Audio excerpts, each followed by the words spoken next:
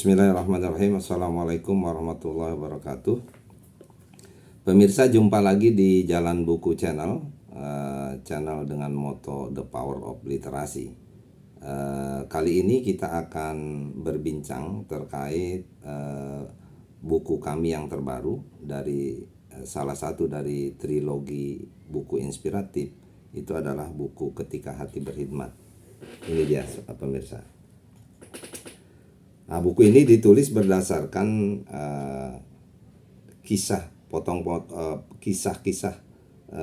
potongan kisah-kisah kehidupan saya di dunia birokrasi. Jadi tepatnya dimulai dari tahun 1985 saya masuk sebagai CPNS di Badan Ditpang Agama Kementerian Agama. Kemudian saya pensiun di Sekretariat Jenderal, tepatnya di Biro Perencanaan pada tahun 2014 akhir, atau tepatnya 1 Desember 2014. Selama saya berkarir di dunia birokrasi itu saya memiliki catatan-catatan, jadi tentang bagaimana kisah-kisah kehidupan saya menjalani karir di dunia birokrasi ini. Menarik pemirsa, karena ini paling tidak ada gambaran ya dari dua masa, dua orde. Yang pertama itu Orde Baru. Saya masuk pada zaman Orde Baru gitu, dan sedang jaya-jayanya. Kemudian di bagian bagian terakhirnya saya mengalami dunia era Orde Reformasi yang dimulai tahun 1998 sampai dengan 2014 itu. Ada gerakan reformasi birokrasi.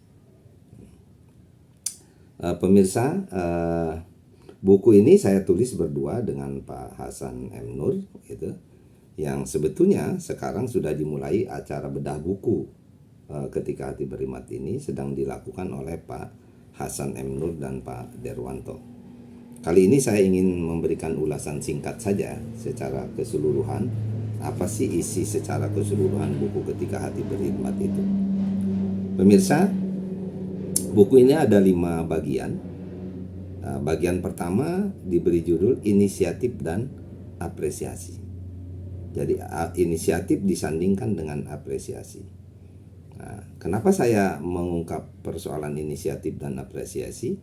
Karena pada saat itu pemirsa, persoalan inisiatif dan apresiasi itu kondisinya minim sekali.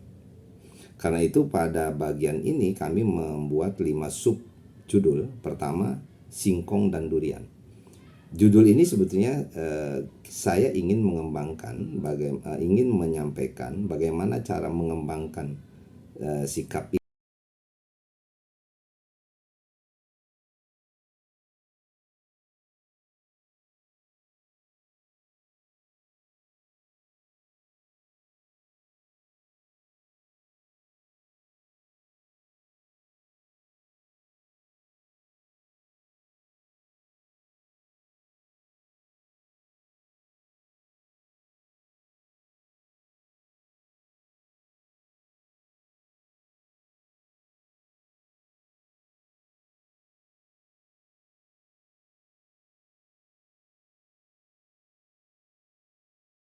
tidak berkembang, kreativitas tidak berkembang, sikap ikhlas beramal itu juga sulit dikembangkan ya. Kemudian bunga tak berkuntum. Nah, ini juga apresiasi dari pimpinan utamanya kepada staf itu minim sekali.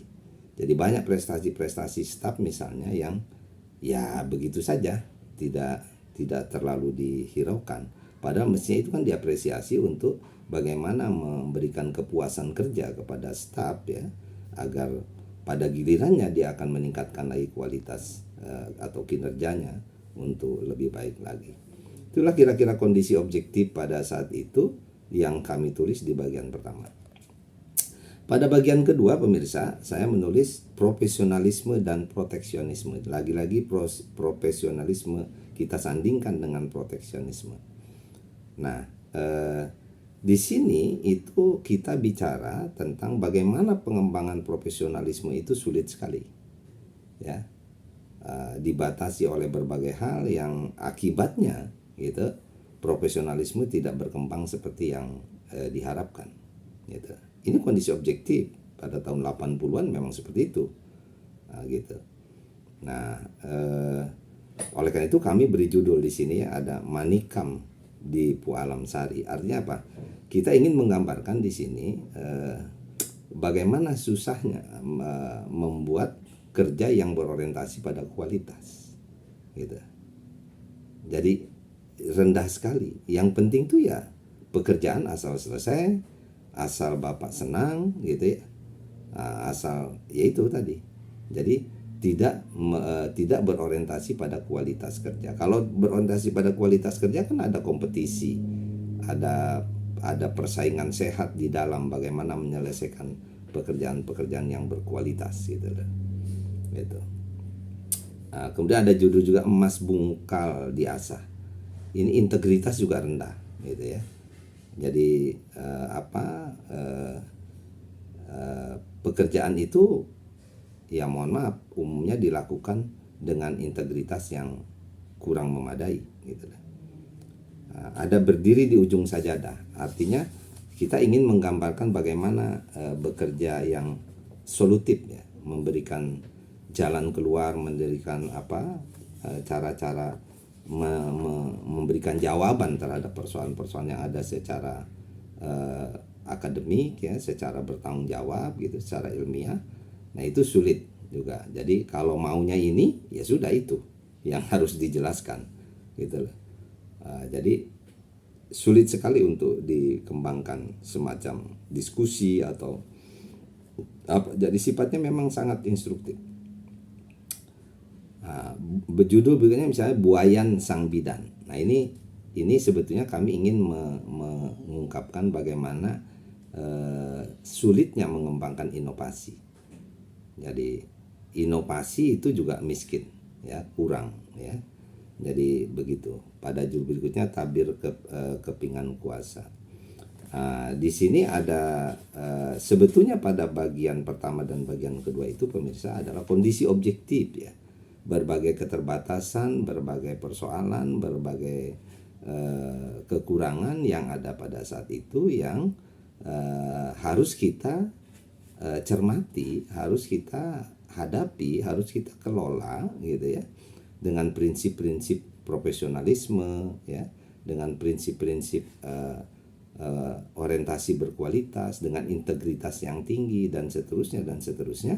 Maka pada bagian ketiga dan keempat, kelima seterusnya ini diungkap beberapa hal terkait dengan bagaimana upaya minimal ya, upaya minimal dari seorang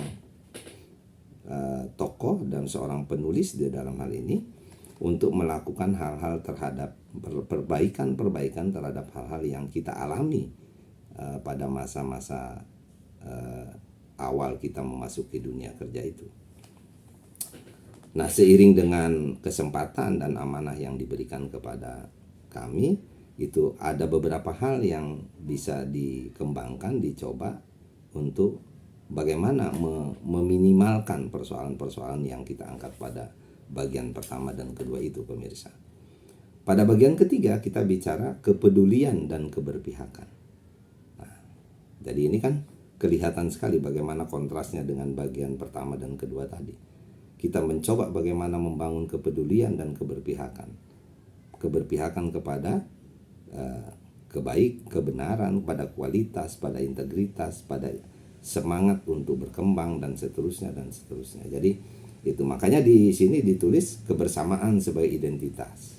Jadi bagaimana ada upaya untuk mengembangkan kebersamaan sebagai identitas kelompok kita, ya, itu bisa dilakukan dari yang paling kecil, paling tidak dari diri sendiri, dimulai dari diri sendiri, dimulai dari yang kecil-kecil, kemudian kita terus melangkah dan seterusnya berkembang ke jenjang yang lebih baik lagi.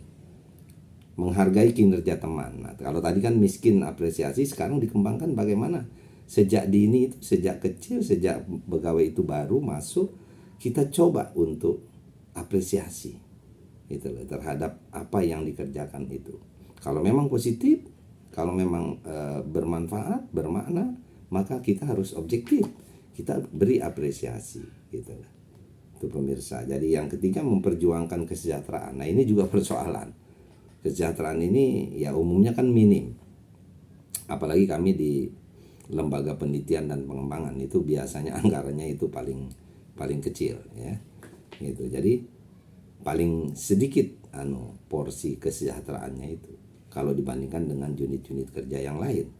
Nah, tapi kita bagaimana berjuang untuk ada kesejahteraan yang lebih baik gitu loh, dengan mengembangkan tadi kebersamaan, ya kan, menghargai kinerja dan seterusnya. Itu otomatis perjuangan untuk menciptakan kesejahteraan itu akan lebih mudah. Mengambil beban staf. Jadi staf itu ya bagian tak terpisahkan dari tim kerja kita, yang tidak boleh dibebani di atas kemampuannya, tidak boleh dibebani dengan tanggung jawab yang di atas tanggung jawabnya. Kita harus coba ringankan untuk agar organisasi itu dapat bergerak sesuai dengan yang diharapkan. Ada Gium SDSB ini, ada pemirsa. Jadi kebetulan penulis itu sering ada momentum gitu. Kalau ada teman-teman gitu terus punya persoalan apa saja, itu ada persoalan-persoalan teknis di dunia kerja, kemudian ada kesulitan gitu kan. Nah, itu saya hadir. Ketika saya hadir, sama-sama kita bicarakan, melibatkan semua pihak, semua stakeholder, kemudian kita selesaikan dan alhamdulillah ada solusi, ada jalan keluar. Nah, itu ada Gium ini nih, SDSB. Jadi Samsudin datang semua beres.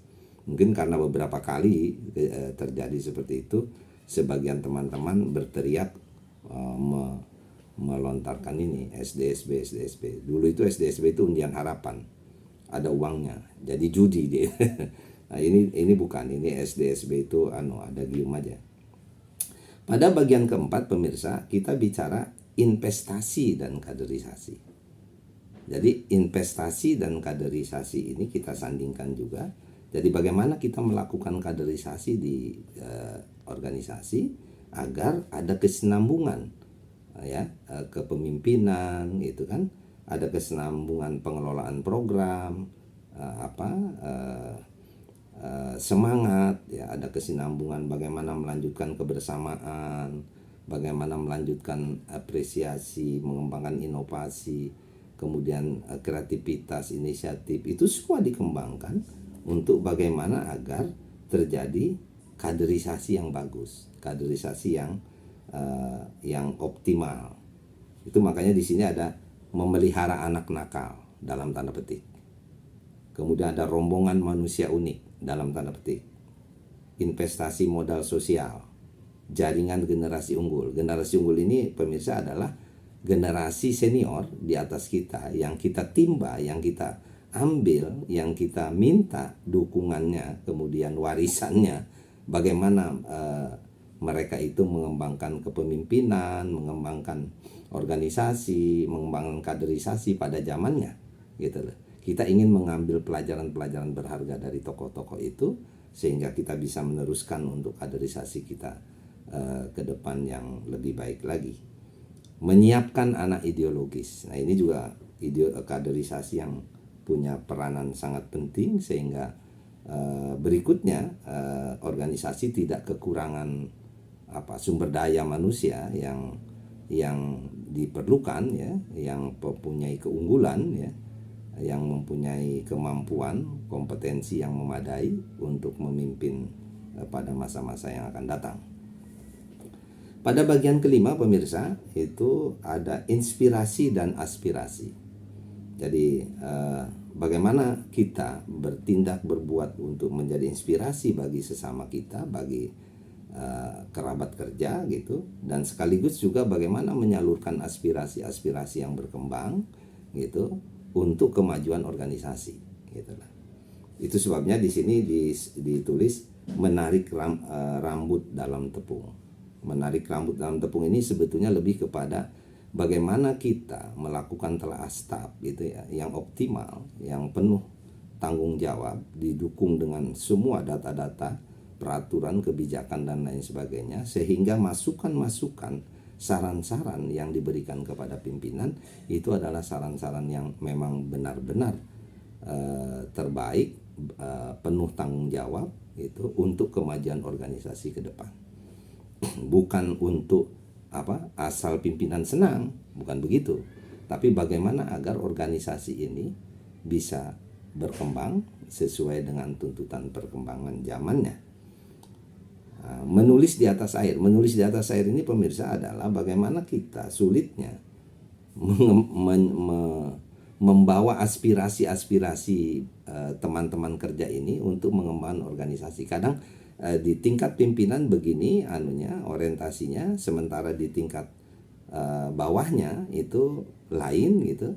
Nah ini kita kadang menjadi jembatan ya untuk bagaimana ini agar aspirasi teman-teman ini bisa berkembang di dunia kerja kita. Oleh karena itu kita coba itu, tapi alhamdulillah dari pengalaman selama ini kita selalu bisa ya untuk mencari titik temu, sehingga akhirnya yang atas diturunkan sedikit, yang dari bawah dinaikkan sedikit, ketemulah di titik tengah, akhirnya ada solusi untuk mencari jalan keluar. Berarak di hari panas, jadi sering kita mengalami tugas-tugas berat pemirsa gitu, sering sekali mengalami tugas-tugas berat, apalagi ketika saya di Biro Perencanaan itu luar biasa. Tapi akhirnya ketika kita berhasil, nah itu kita biasanya bersyukur, meluapkan kegembiraan itu, rasa sukacita itu untuk agar semangat berjuang, semangat untuk mengabdikan yang terbaik dan lain sebagainya itu tumbuh dan berkembang di antara personal itu.